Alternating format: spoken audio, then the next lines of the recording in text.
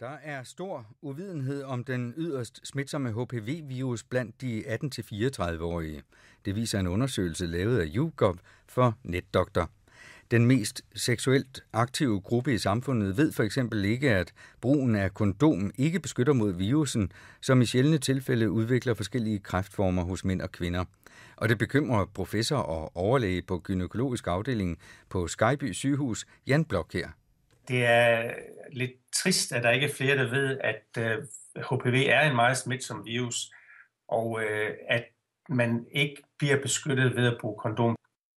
HPV-virus smitter nemlig også via tæt kontakt med andre mennesker, understreger Jan Blockjær.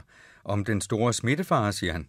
Jeg kan illustrere det med en finsk familieundersøgelse, hvor man undersøgte 78 familier, hvor man undersøgte børnene fra 0 til 2 år, og i 6 måneders alder var der 29% af børnene, der havde en af forældrenes HPV-virustyper.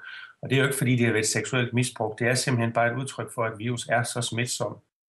Ifølge Jan Blockjær er risikoen for at blive smittet med HPV-virus oppe på 60%. Til sammenligning er risikoen for at blive smittet med HIV bare 1 promille. Overlægen fra Skejby mener derfor også, at det ikke er nok kun at tilbyde HPV-vaccine til piger.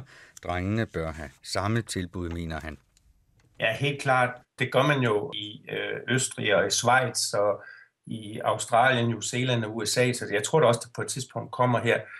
Der er ingen tvivl om, at der på sigt vil være en samfundsmæssig gevinst ved det. Omkring 800 kvinder, men lige så mange mænd udvikler hvert år kræft som følge af netop HPV-virus.